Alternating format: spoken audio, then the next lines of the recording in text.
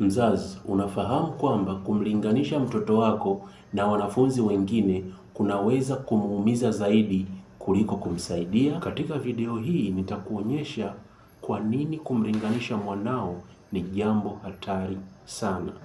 Pili, nitakuonyesha mbinu sahihi za kumtia motisha mwanao.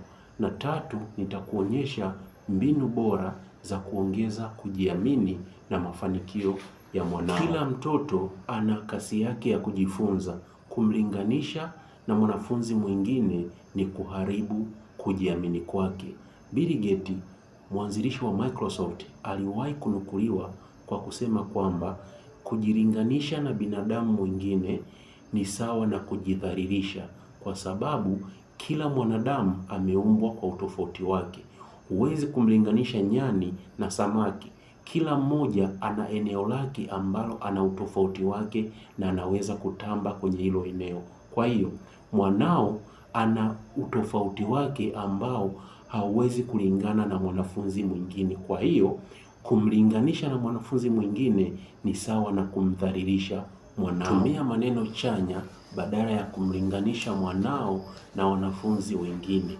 Kwa mfano, unaweza kumwambia, unaweza ukafanya vizuri kesho, labda akiwa amefanya vibaya kwenye mtihani husika leo.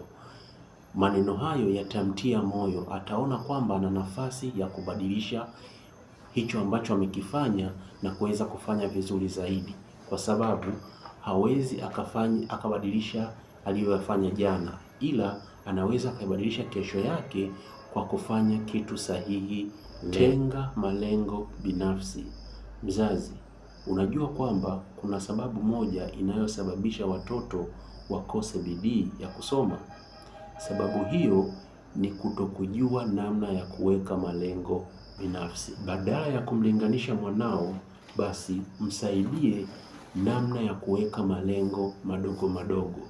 Kwa mfano, unaweza ukamwambia kwamba leo utafanya maswali 5 ya mathematics au maswali 5 ya hesabu, ili uone maendeleo yako kwenye somo hili. Hii itamfundisha mtoto kujiamini, kudumisha bidii na kufurahia mafanikio yake binafsi. Mzazi, kumbuka, kila hatua ndogo ndogo anazopiga mtoto ni ushindi, na malengo binafsi ni nyundo ya kuboresha matokeo yake. Ili kuweza kumsaidia mwanao kuboresha matokeo yake, basi mpatie zawadi ya kitabu cha Crush Your Bad Grades.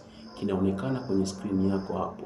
Tuma neno kitabu kwenda namba inayoonekana kwenye skrini yako, au unaweza ukapiga hiyo namba inayoonekana kwenye skrini yako, na nitakupa maelekezo ya namna ya kuweza kupata nakala ya kitabu hiki.